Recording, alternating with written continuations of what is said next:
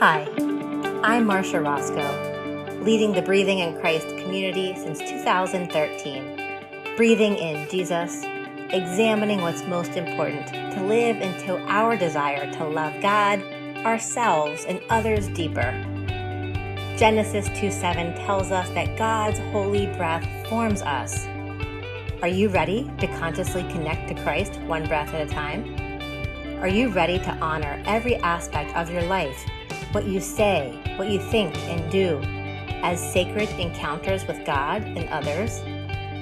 Breathing in Christ discovers the life God intends and is here to help you align your habits and your behaviors with God's love. Because after all, how we live is how we love. Again, this is Marsha Roscoe, and welcome to the Breathing in Christ community. Welcome to today's podcast based out of the Lower Susquehanna Synod and Breathing in Christ. I am Marsha Roscoe, one of the assistants to the bishop and also founder of Breathing in Christ. And we are really excited to be recording podcasts that focus on all aspects of our spiritual well-being. And today we're going to focus on what it means to practice resiliency and adaptability as leaders in the church. And with me today is Dr. Kristen Albert.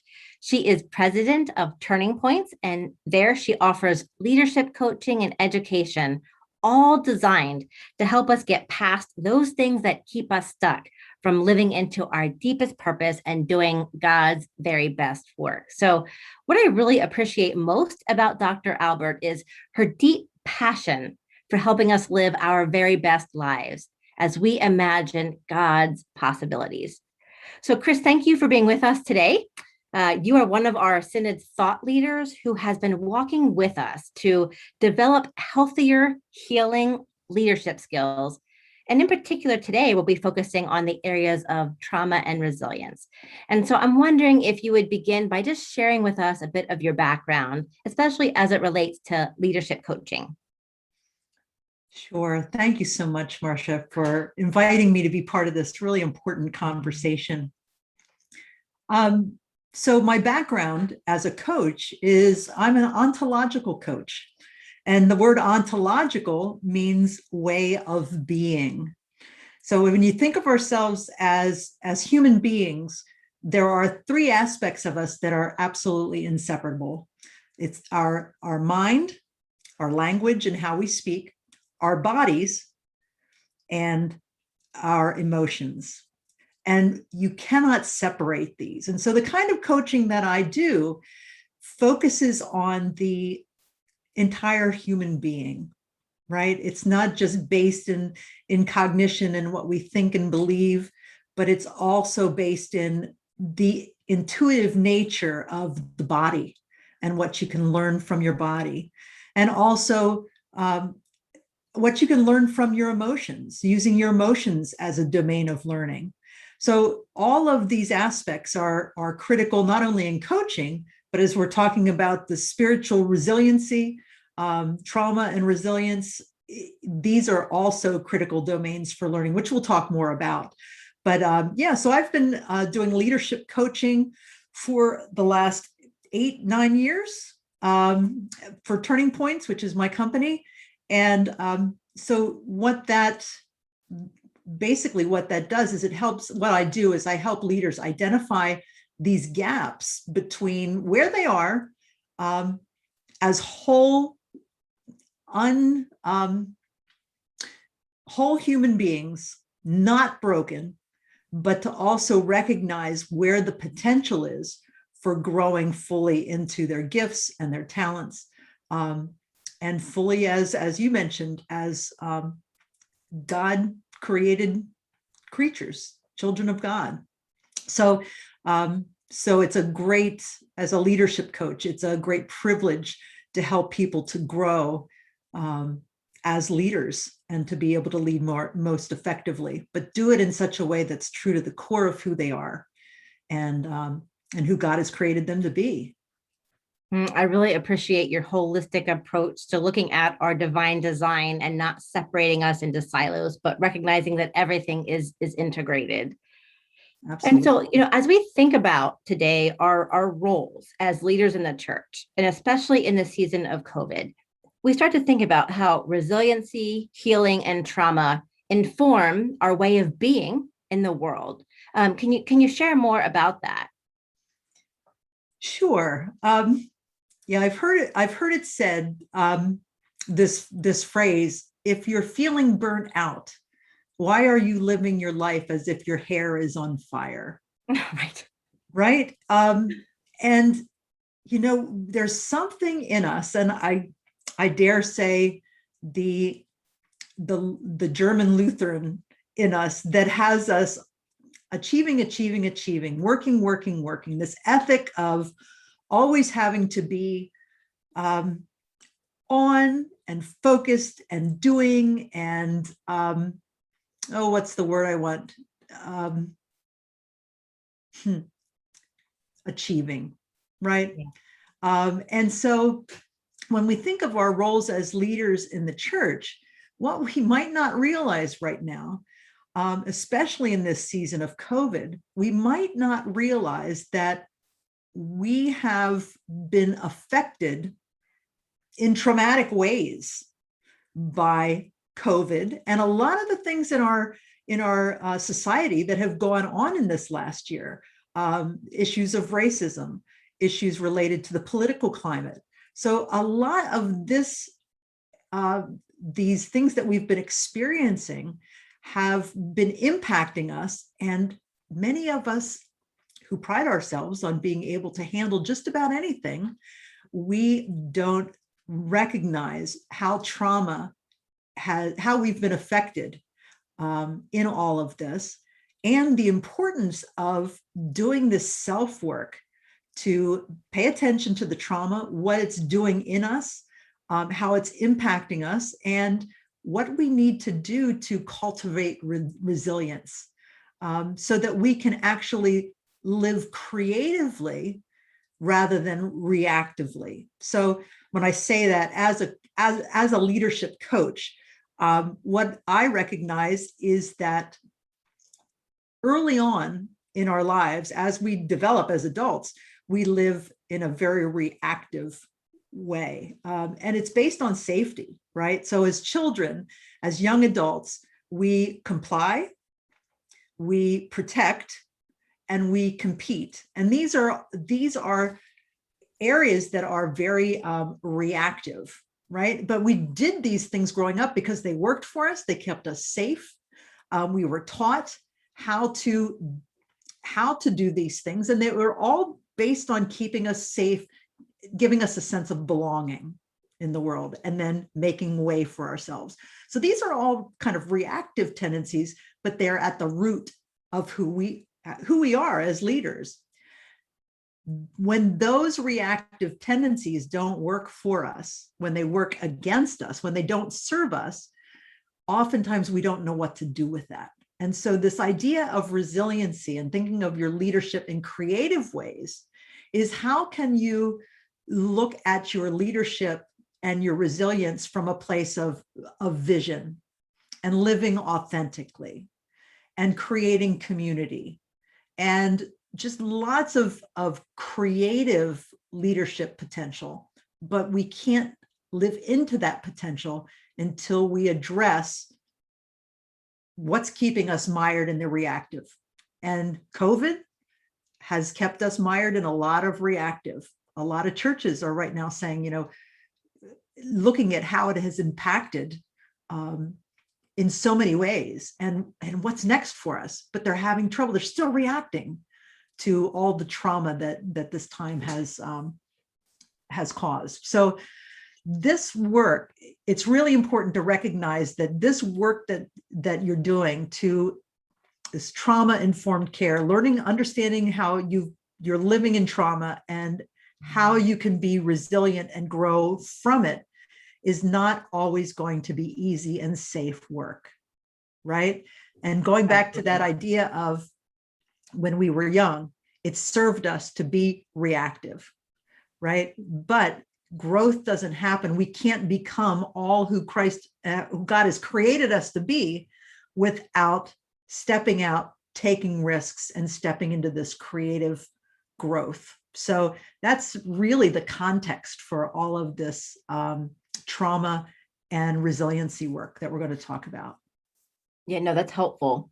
So, Chris, pre-COVID, I really hadn't heard the phrase trauma-informed care. It's something that really now I'm hearing in a lot of different circles of influence. Could you just start by helping us understand what trauma is and what you mean by this trauma-informed care?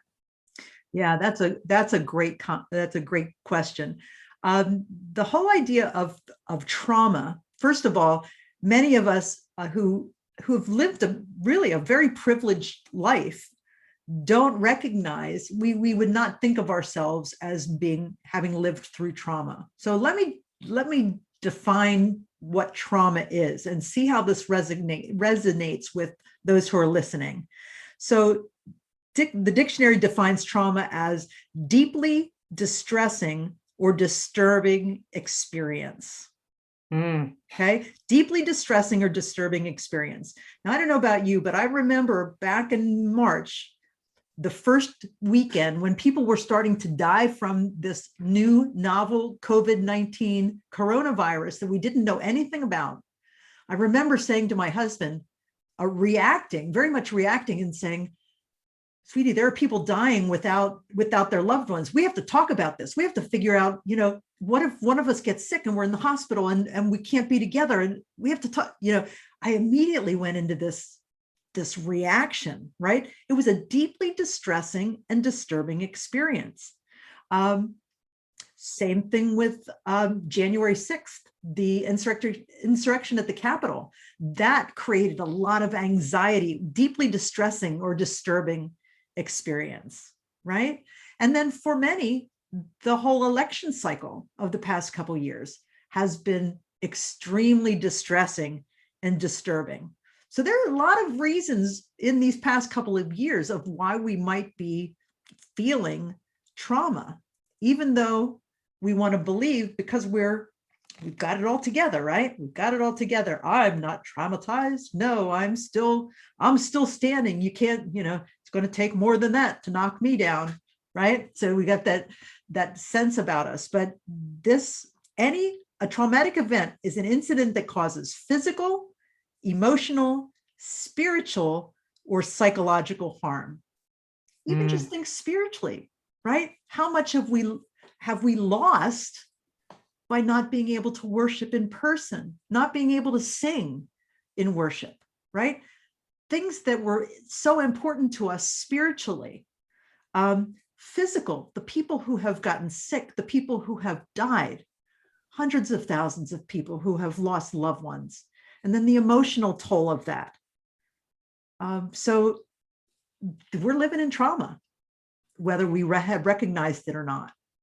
Yeah, and it sounds like trauma affects all of those three natures that you talked about: our mind, our body, and our emotions. Yes. So would you be willing to share like how trauma might inform our mind, our body, and our emotions? Sure. Well, so it affects our physical health and our brain function, right? And so some physical things that you might notice, or even brain functioning, maybe difficulty concentrating. Have you had difficulty concentrating during this time? Oh, yes. Have you felt restless during this time? Maybe argumentative. Maybe you're finding yourself to be short with having a shorter fuse with folks in your family. Some folks have turned to other coping mechanisms like increased use of alcohol or drugs or tobacco, right? And then the emotional responses of when these traumas happen, right? Self-blame, even as hard as even as traumatic as suicidal thinking, right? And generalizations, right? So you see somebody who doesn't have a mask on, and you react emotionally like, oh my gosh, does that person have COVID? They're in the same aisle in the grocery store that I am. And so you panic. I've got to make a turn. I've got to save myself, right? So these emotional reactions and emotional triggers. Brain function, we run into things like having difficulty with problem solving, being stuck with decision making, difficulty learning and retaining new information. Short-term memory has been affected. Trouble, I find this one for me, trouble accessing language and vocabulary, just sometimes not being able to grab the words. Some people call it COVID brain, right? Yes, I've heard that. Fog, right? That fog. I'm not been able to here I go again, grabbing words has become more difficult. Some people have experienced high blood pressure. There's a physical reaction, lowered immune systems, rapid heart rate, muscle tension, right? Migraines. So physical, emotional, and then the language part of it, right? So, and that the body, emotion, and the language. So our behaviors are affected, our bodies react. So, I mean, there's so many different layers to that. So like, how might we go about paying attention? And it's so easy for us to say, I have a headache, I'm going to go take some Tylenol, or I'm feeling stressed, so I'm going to overindulge. We all have our distractions of choice. So what would it look like to start paying attention? It's a great question. So the buzzword a number of years ago was mindfulness, right? Yes. It is more than a buzzword. So what does it mean to be mindful, right? What does it mean to be mindful? And in the coaching language, we call it transparency. When you are in a setting and everything's going fine, right? You're kind of in it and you are reacting and responding to it in the moment. You're not necessarily paying attention though. You're just kind of in it, but you're really not noticing. So cultivating this mindfulness, this ability to pay attention, allows you it gives you the emotional flexibility, the awareness flexibility to notice when things are affecting you. So when you are paying attention and something happens, you may be able to notice what happens in your body, like your shoulders tense up, or maybe you feel something in the pit of your stomach, or maybe you feel your chest tighten. A lot of people don't notice these things because they are, I've heard it called human doings instead of human beings. Mm. They are so engaged in doing that they're not taking the time to be. So paying attention means slowing down enough to stop and to make space for paying attention to what's going around you. And so there are a lot of mindfulness techniques, and I can share some with you, but I do have a breath prayer as an example. Okay, that would be helpful. Like to share that. Now, I would imagine most listeners have been able to identify a few of those symptoms as potentially trauma. So I think it would be great if you could lead us through some kind of experiential practice. Yeah. So this is, you can do this if you're driving. Okay. I will say this one you can do if you're driving. There's one later we'll talk about that I wouldn't recommend, but just take a moment and do what I suggest as I'm reading this. Okay. So first, take a deep breath, breathing in through the nose and out through the mouth. Breathing in, feeling the lungs expanding. Breathing out, feeling a sense of letting go. Breathing in to feel the body getting fuller. Breathing out to feel the release of any tension. Breathing in, feeling alive and awake. Breathing out, feeling muscles relaxing, bringing in that sense of fullness, breathing out any unnecessary tension.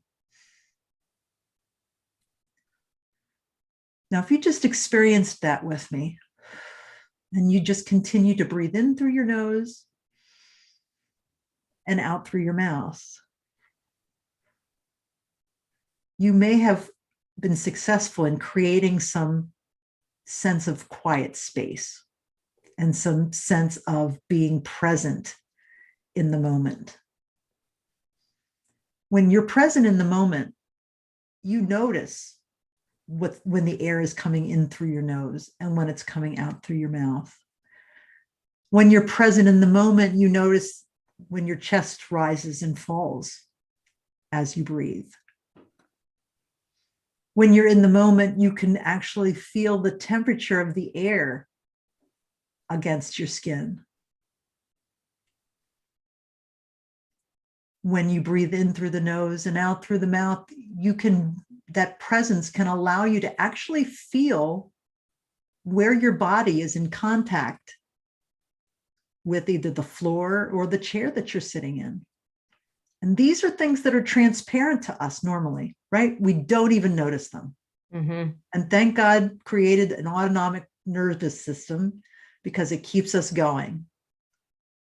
But the key here in all of this work is we have to be able to slow down and make space for working, paying attention to what's going on in the body, what's going on in the emotions, what's going on in the brain, and making that space to activate some practices for resilience, which we'll talk about in just a little bit. Yeah, no, Chris, thank you so much for that. Our breath really is that tool that helps us understand what's going on with the body. If we've got that shallow breathing, it's a potential indicator that we're living from fight or flight, versus that deeper breathing is that kind of rest and digest and receive. So, Yes. I've heard it said that biography becomes biology. I don't know if that's true. I'm not a scientist or even a psychotherapist or psychologist, but this notion that you're reminding your body that it's okay to receive and to just be. And so to be able to integrate that with breath, I think is just so incredibly powerful. Thank you. Thank you for that. Well, you raise a good point. When you cultivate that mindfulness, when you cultivate that space, you'll find that you're sleeping better. You'll find that when you eat, you're tasting your food and your food is digesting better if you eat in a mindful way. You allow your body to do the work. You take the stress away. Take the stress out of the equation that is interrupting what your body, will do and do naturally if you give it the space and care it needs to do it. Right. The body and the body is connected directly to our stressors, blood pressure. Right? Mm-hmm. Stress raises your cortisol, which can affect and stress can actually raise your blood sugar. Right? Your body responds to these stressors in really strange ways. Right. I've always been so intrigued how our divine design, though, was built to heal itself.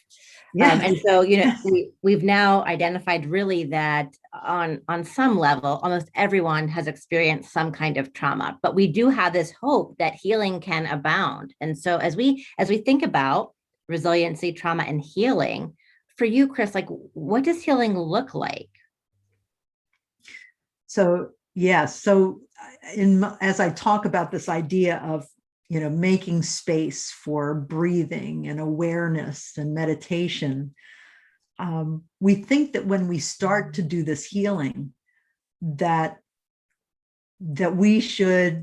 healing will actually look like us. Have you seen the little statues of the Buddha frog, right? Yes. Sitting cross-legged, crisscross applesauce, right? Yep. And with the fingers together and just in this kind of Buddhist sort of little Buddha I don't know what the name of the pose is. It might be the Buddha pose. I don't know. I But call it getting the Zen on. Zen on. There you go. There you go. So we think that that's what we're striving for. The reality is that that centering practice, that meditating practice, is interrupted by all the things that are going to come out. It's almost like, ooh, I just had how can I say that? It's almost like squeezing a pimple, right? Like it's under the surface, right? It's under the surface, and it's going to, and when the skin heals, it's going to have to get whatever's under the skin has to come out, right? So we may find that while we're making space for that healing, we also will be revisiting old traumas will come up, right? And we'll need to spend time unpacking some of that trauma because that has been in us for a time.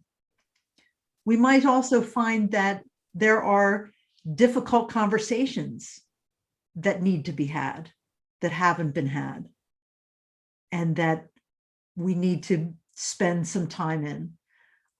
We might find that we have a need to set boundaries and enforce boundaries. Because if you think of it, if your boundaries are being threatened, if you're always saying yes to be a people pleaser, right? Think about what that does in your body. And you're trying to center and be open to that peace, that inner peace. But if you haven't set appropriate boundaries, that is going to be threatened, right? So healing could actually look like setting and enforcing boundaries. Healing could also look like taking like radical responsibility for your actions. I mean, things that you just have to take responsibility for. So, and one last thing, healing actually looks like creating and implementing healthy routines. And if you've done any studies or read any studies about successful leaders, right? What the day of a successful leader, top leaders look like, they are taking this time for self-care, and they have created healthy boundaries, and they have difficult conversations. So it's not the absence of trouble, right? It is the ability to respond to the things that life throws at you. So we think healing's going to be, we're going to get there. Well, it's never going to be perfect, but you grow this resilience so that you can actually respond to it in healthy ways, and ways that don't take you down and don't sink your boat. It almost sounds like really this is an ongoing process. It's a journey. It's inward, outward, and we may not ever fully arrive, right? But that it's this ongoing action, reflection, paying attention to what's happening within our bodies and doing that work. Yeah. So are there practices then that lead us through the healing process? Absolutely. In fact, I was just thinking of one that I think we should put in the show notes for folks. One of the first basic practices that I learned was finding my center. Finding my center. And when I first heard that, I had no idea what my center was. But there's a centering practice. We'll put this in the show notes. And my coach had me practicing it 5 to 7 times a day for 5 minutes. It took me about 3 months of continuous practice to be able to access that center on my first awareness that I'm not centered. So in other words, let's say I'm driving down the road and I see a police car with the lights on, and I think, oh my gosh, it's for me. And I pull over to the side, okay? And I notice what's going on in my body. When I'm aware of that, I learned how to right away bring myself to center. And then that police car actually passed by and was going somewhere else. But my reaction, I was able to pay attention, bring myself to center. And it is from that place of centeredness that you are able to access other physical dispositions for other things that come up in your life, things that you have to be resolute about, things that you have to be stable and rooted about, things that you need when you need to be flexible, right? Or when you need to be open and accepting and inviting, right? But it all starts with this centeredness. So I will put that in the show notes for folks. Absolutely. Yeah.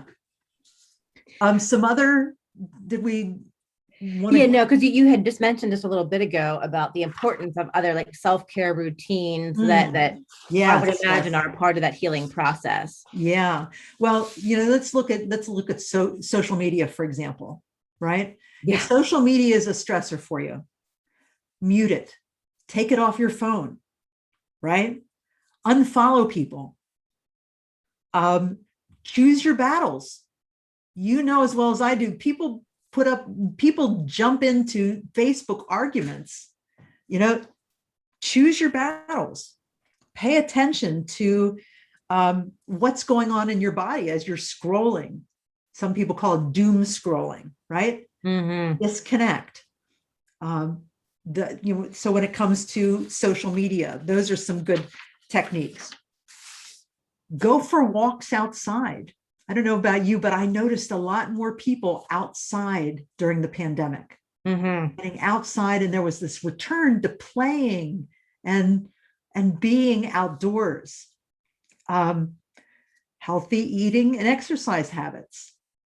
And we'll talk about accountability for those kinds of things in a bit.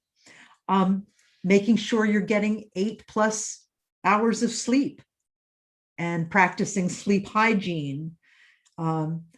Meditation, there's some great meditation apps out there. Yes, there are. One that I like is the Insight Timer. My favorite. I love the Insight Timer. Don't you love that? Yes, they have live sessions and everything else. Yes, great. And there are more than 80,000 free sessions on there. Music, mindfulness, meditation. Just, check that out online. We'll put that in the show notes. Yep. Creating routines and rituals before things that are bound to be stressful, right? If you are aware that this is something that's stressful and it's going to be stressful and it's always stressful, create a routine or a ritual before and after that so that you can kind of create this circle of protection before you step into it and put some mental closure on it when you leave. Self-acceptance, using prayers or meditations that center you on your humanness. Last night was doing a book study, and there were about 35 people on the call, and half of it went well, and probably 3/4 of it went well, but there's a bit of time that didn't feel good. And when I got off the call, I was kind of kicking myself and thinking, oh man, that just was not, I didn't feel like I was up to the standard that I had held for myself. And then I remembered, wait a second, you had the courage to lead it. You did the preparation.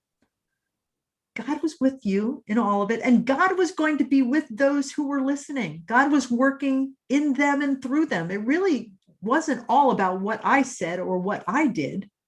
The Holy Spirit was going to be working through them, right? So just being able to put that spin on it of self-acceptance. Yeah, it was okay. It was fine. God's doing the work, right? Yeah, absolutely.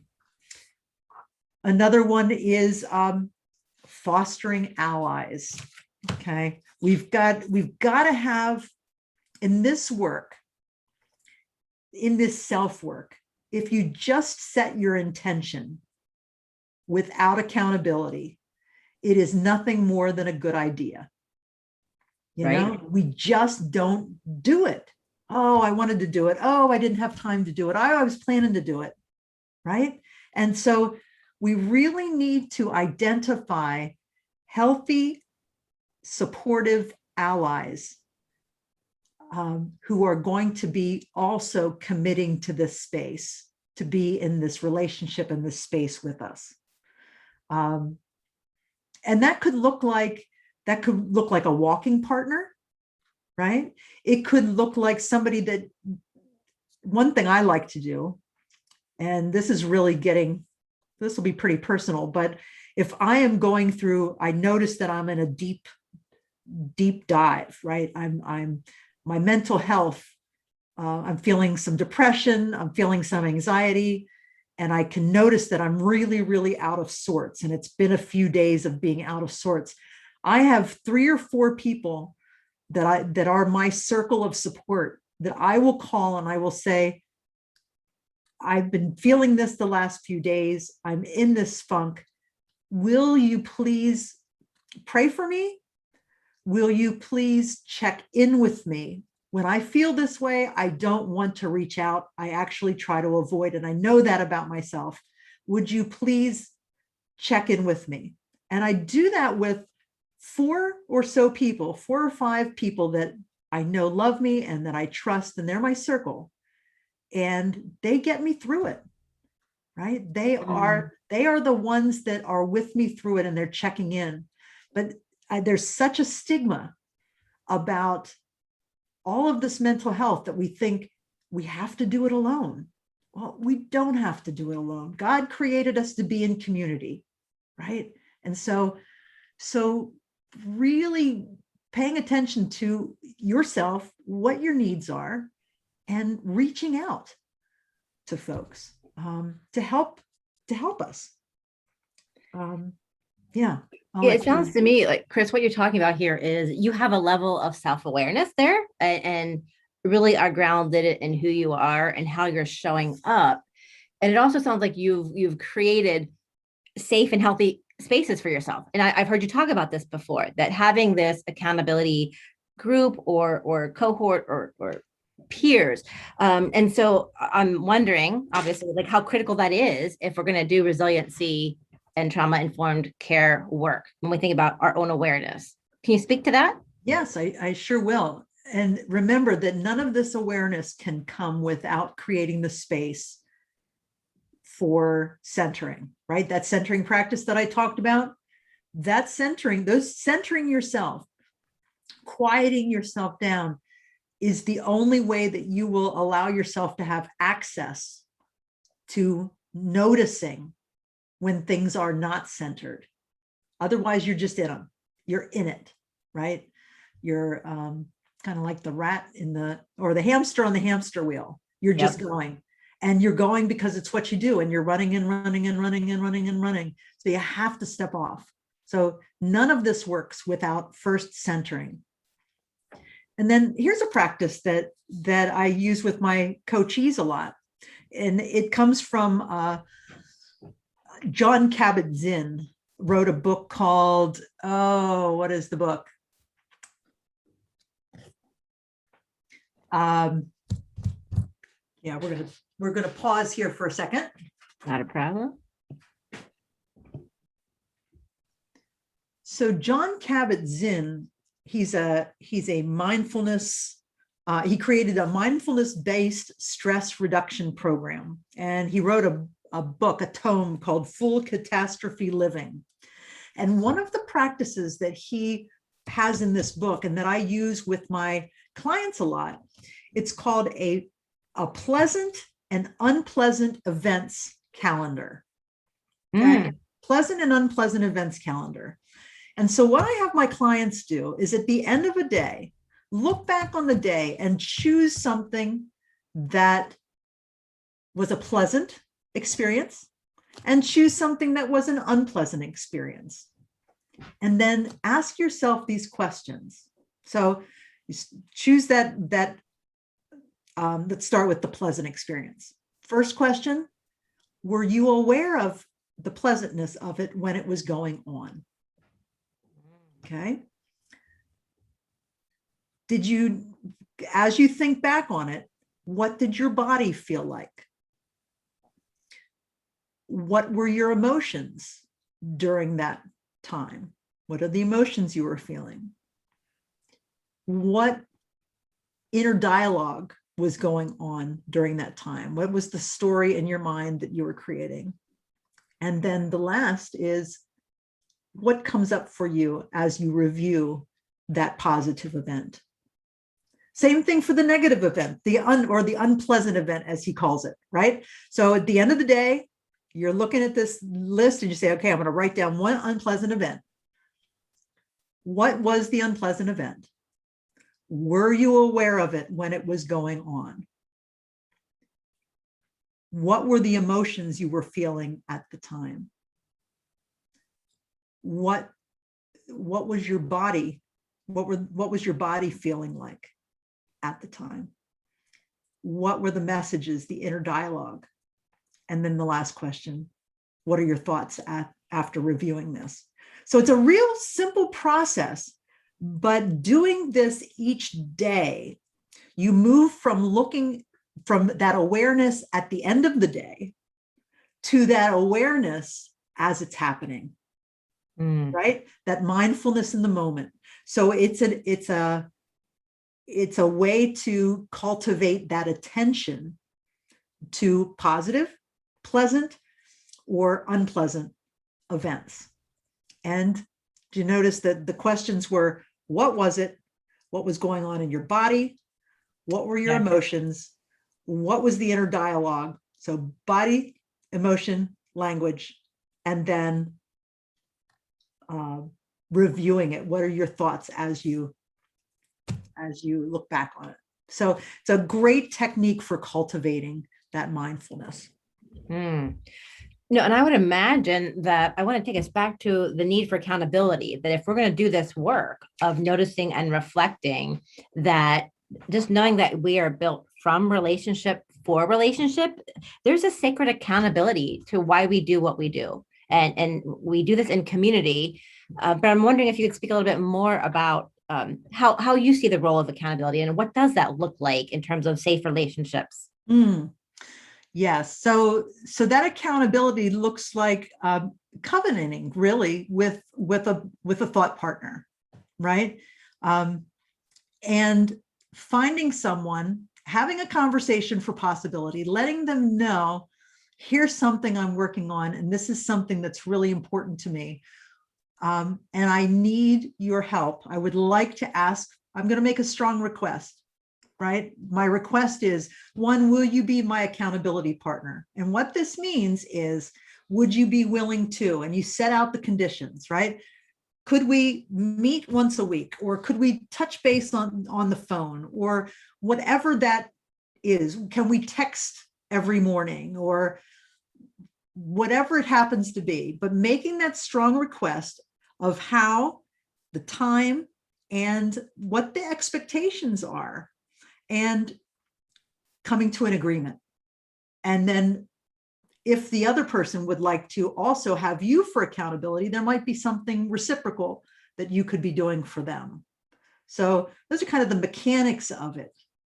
Is that what you were getting at? Yes. I mean, just this notion of, I think we have this culture where like we're almost addicted to distraction and don't do the work of showing up and reflecting. Yes. And I don't have a really good reason why. I just know I'm a victim of it.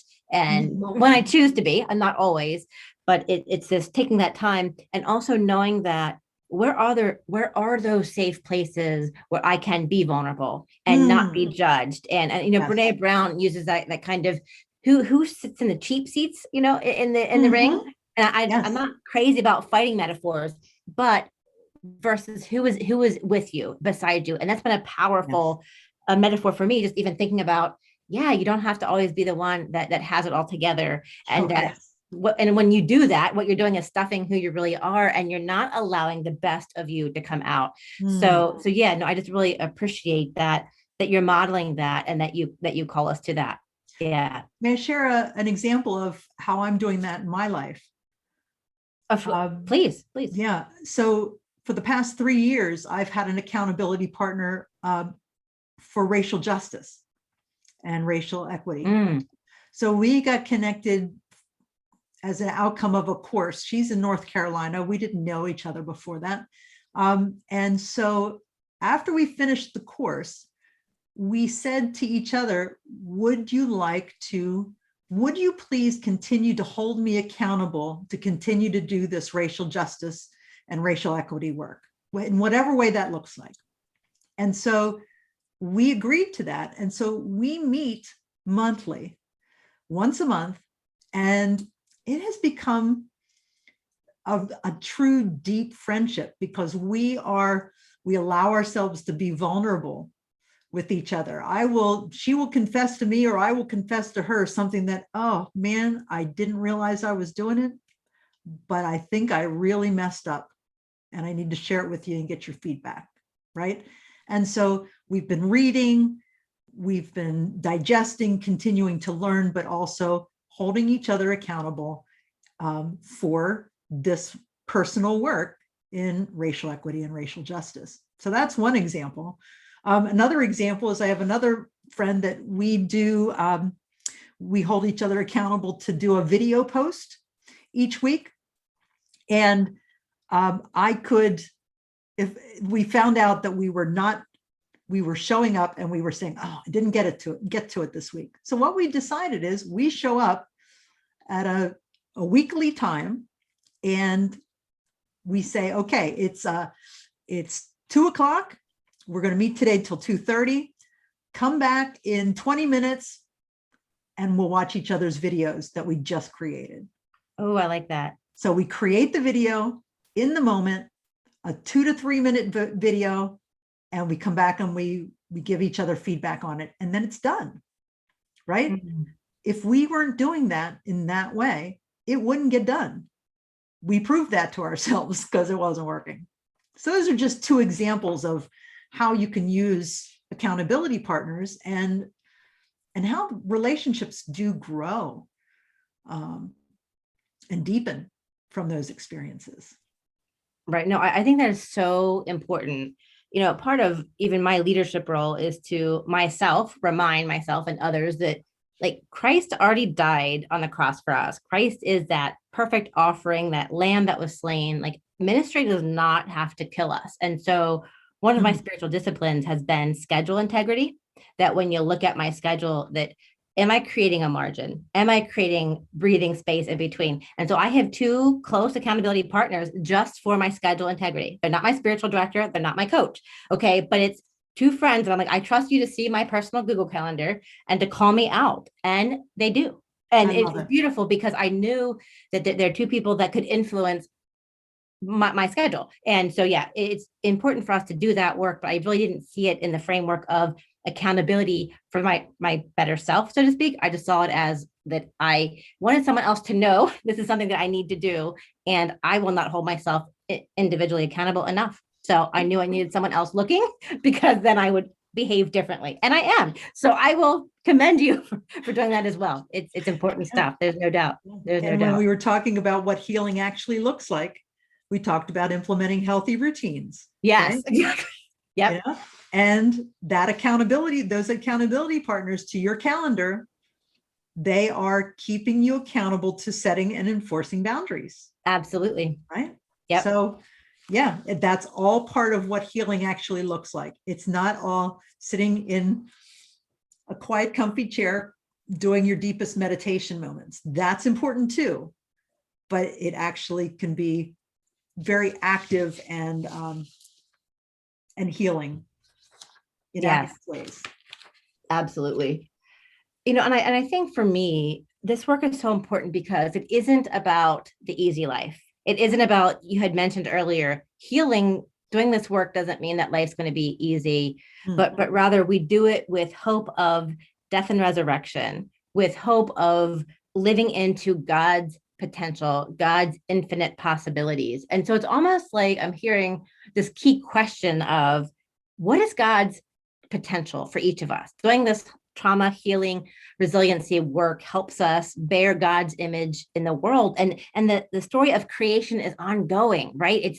We're told in the book of Genesis that it's not finished, it's not perfect, but it's good. And that we are called, our first commission is to bear God's image. And so when we show up and do this work in community, it's so that we can have the healthiest representation of who God is for us in the world. And so I really appreciate that there are people like you that help us pay attention to all of these aspects of our well-being. Thank you. And you know what? It takes work. It takes intention. You're right. It's not easy and it takes commitment. But I'll tell you, this is one of the biggest gifts, being able to help people to really live fully into who God has created them to be, and to live fully into their values and their giftedness, and to grow in that is such a privilege to do that work with folks. Yeah, absolutely. Incredible. And I know that today we've lifted up a lot of resources and we're going to compile those in the show notes. But I'm just wondering, are there any other resources that are your go-tos that you would recommend? Yes, I have two favorite centering resources other than the Insight Timer. And that's kind of if you have headphones or want to listen on your iPod. These are books. I'm still a print gal. And so one of the books, it's teeny, it's called The Little Book of Mindfulness, 10 Minutes a Day to Less Stress and More Peace by Patricia Collard. And there are dozens of 3 to 5 to 10 minute mindfulness practices in it, dealing with emotions, dealing with the physical breath, invitations to simply be, things that you can do physically. It's a great little book. So I offer that as one resource. And the other resource that I like it's called Quiet Mind, 1 Minute Mindfulness by David Kuntz. And it's a good sized book with 1 minute mindfulness practices and things to consider. And they each have a title. So you can go through, you don't have to go through them front to back, or you can just thumb through. And I am a big believer in when you open the book, sometimes that's where the spirit is moving you. So I do have one that when we get to the end, I would like to offer as one to finish up in this book, Quiet Mind. No, that would be great. That would be great. That. Yeah. And so, Chris, I just want to thank you for the many ways that you are walking with us in this season and always. And I also know that we have been working together to put some opportunities together for self-paced, synchronous, asynchronous, online and community gatherings with your leadership. So would you be willing to speak to some of the opportunities that are available to us right now? Yes, absolutely. Thanks for asking that. So the one piece is related to our conversation today, and it's called Trauma and Resilience, A Journey Towards Healing.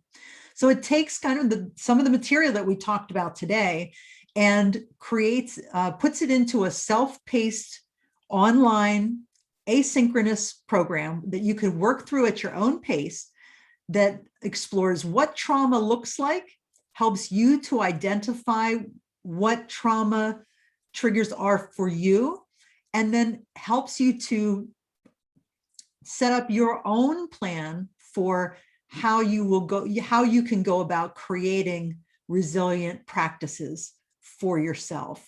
So instead of just talking about what trauma and resilience is, it actually allows you to engage in some reflection and some identification and create some practices for yourself. And I believe at the very end, it does suggest that you connect with an accountability partner to hold you accountable for what you have learned in the program. So that's the one. One is called, deals with my racial justice work that I do, and it's called The Intro to Power, Privilege, and Leadership. As you know, I'm a leadership coach, And I have been on a journey, my own journey of understanding my white privilege and implicit bias. And I created this program. It's set up as a 7-day challenge, but you can complete it over a course of 21 to 28 days. And we see ourselves as good, well-intentioned people and who are concerned about issues of racial inequality and racial justice.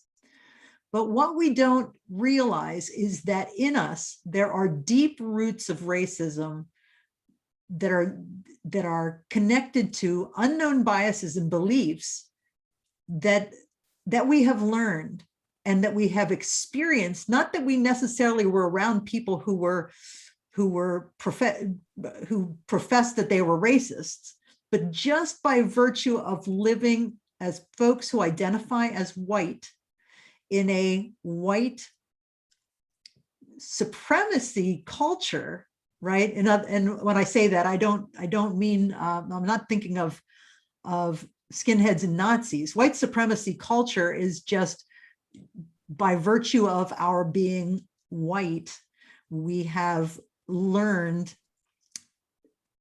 we have lived an experience that has been slanted to our benefit. Mm-hmm. Okay. And so what this program does is it takes you through the 7-day challenge. And again, similar to the first program that I spoke of, helps you to, in a safe space, unpack and understand and learn about racism, anti-racism, white fragility, implicit bias, white supremacy, and in a place where you can do so safely without feeling like any fingers are being pointed at you, but it's a path to discovery, right? To self-discovery. And I believe, one of my beliefs is that each of us has leadership responsibility in this space. God has equipped each of us, and we have, by virtue of our baptism into Christ, we have pledged to stand for truth and justice in this and every place. And that's part of our call in our baptism, our affirmation in our baptism, right? And so this program is constructed within the context of helping you examine what is your vision for racial justice? How are you modeling the way? How are you challenging the system? How are you enabling others to act? And how are you encouraging the heart? So these are 5 practices of exemplary leadership. So while you're learning, you're also envisioning your potential for making a difference. So that's called the Intro to Power, Privilege, and Leadership. And the last one is one that we'll be offering in September to congregations, called Creating the Online Community. And the idea is it's an 8-week program that helps you to, imagine creating a plan for your own online community and what conditions it needs for it to thrive in your congregation. So basically what you're doing is your team is taking time to be strategic and to look at best practices for online communities and think about what your congregation needs and what your community needs and how you can create your online community to be responsive, not only to the community, but to the Spirit's, how the Spirit is leading you in this work, in this online work. So creating the online community, you can learn more about that. That's coming out in September.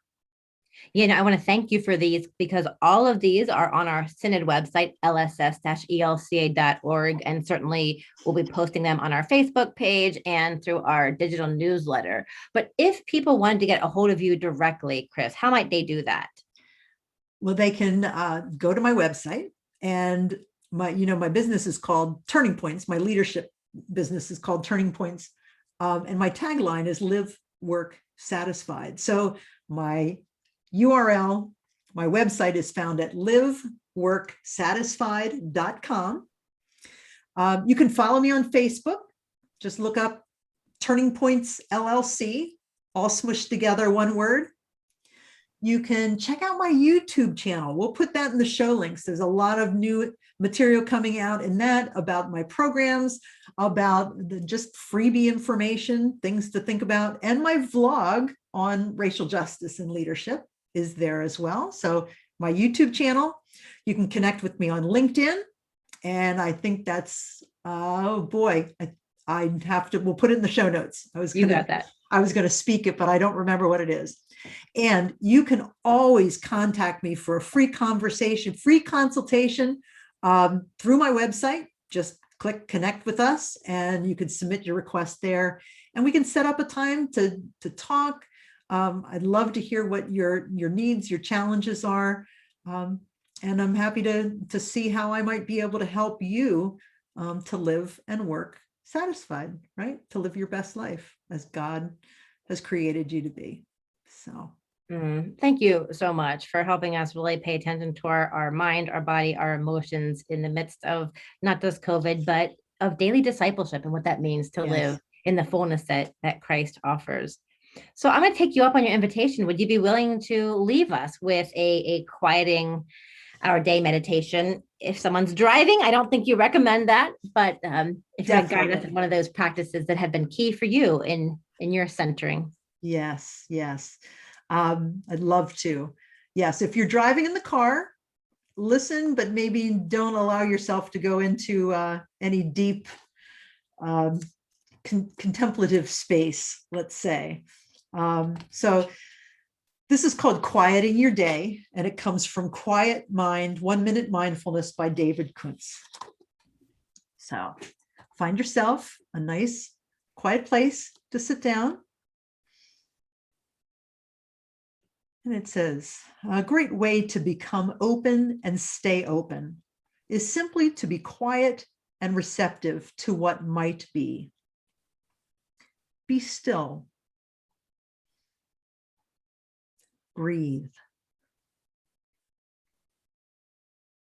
Relax. Breathe again. And again.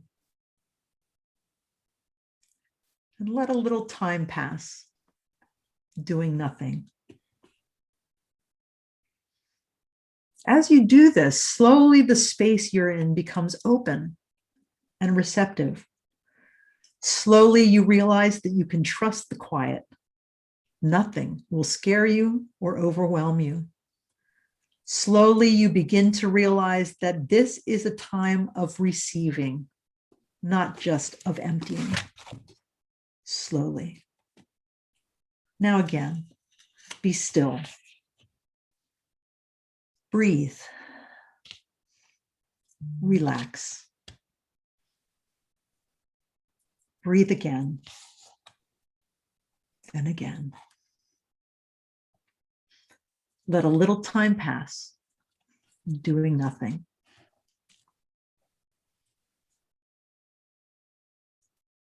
Now, at the end, note how you're feeling at the end of that little practice, and give that feeling a name, like tranquility or composure.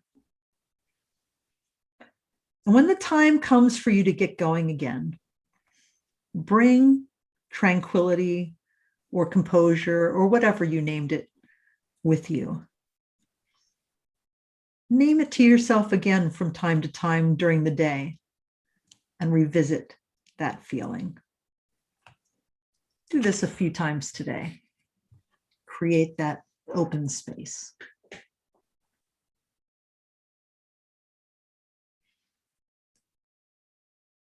Thank you, Marsha.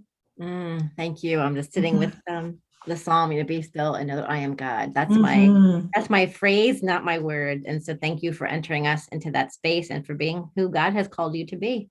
Thank you. It's a privilege. It really is. And I do know that all my work has come, everything that I do and everything that I am, God is working in me, with me, and through me. And it is just a blessing to be able to share myself with this community in this way. So thank you. Thank you for the invitation. Absolutely. Amen. Amen.